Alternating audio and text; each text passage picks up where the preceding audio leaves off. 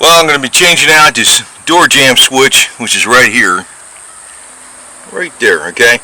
That makes the light go on up there, like if you have it in the middle position. I already changed out the other side. Here's the switch. I'm not going to pull out the wire. I'm just going to cut it and splice it, make it the easy way. You're going to see it's redneck, but it's going to work. Now, I'm splicing this wire because it's an interior part. It's not an ignition switch, it's not on the outside, and it'll be good. But here's the part number. Jeez, you see that? Well, 37670M, as in Mike, 80021 door switch. That's it. That is the official part number. So the easiest way, you want to open the door all the way, and the way you do that is you just remove these straps. Okay, so we'll take these off.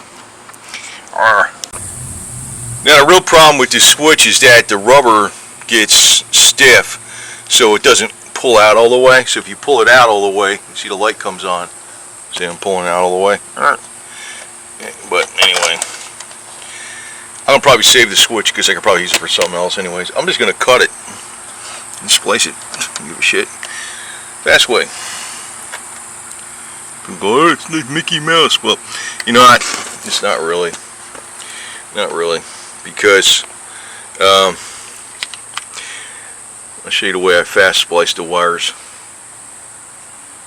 Ugh. Come on, man. There it is. What I do is take my handy dandy Frank Beltrami switchblade. I like the serrated edge. Just strip off some insulation. I'll show you how I do it here. It's quick and dirty, but for that kind of splice will be fine because 100 years from now it'll still be good. Believe me. What I do is I split like into two pigtails, and I twist one pigtail. You see it's all frayed, and I twist one pigtail to each side, and then I twist the two pigtails together. Show what I mean. So on each wire I made it like frayed on the left and the right, and I twisted those ends together on each wire. Then you can take these two and twist those together, fold it over. That's actually, and if you put a little bit of flux on there and solder, it would really be good. But we're not doing that because it's not going to fail. But if this was an ignition system, I wouldn't be doing this. But I would probably be soldering and all that other shit. But hey, this is actually going to work forever. Believe me. When I always did this, it always worked fine forever. And you can use heat shrink tubing, but I always like using this Gorilla Tape, and I put a couple of these things on them, zip ties, cut off the ends.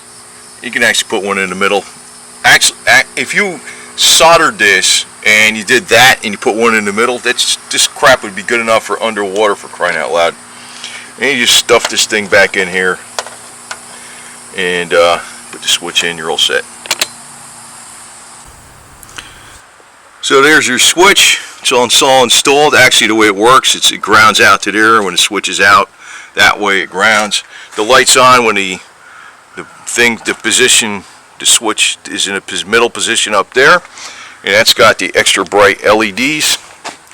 So you can see it up there. It goes off, goes on, goes off, goes on. Right? Works. That's good. We're done. Okay, so all little minor shit like this adds up, and actually that makes having an old car fucking damn good, right? Because everything works, right? And I like putting all these. That's got the LED, extra bright LED array of lights in there, because that's the only interior light in there. It's really bright and it takes hardly any electric. Added those on the fenders. They're only 18 watts. We put the plasma bulbs in the back on the backup lights and the brake lights. Also got them on the turn signals. I just got the LEDs.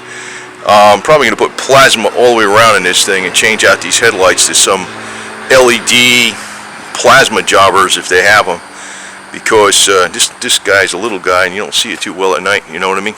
Anyway, but I'm happy with this little buggy, man. I had it about 30 years already now.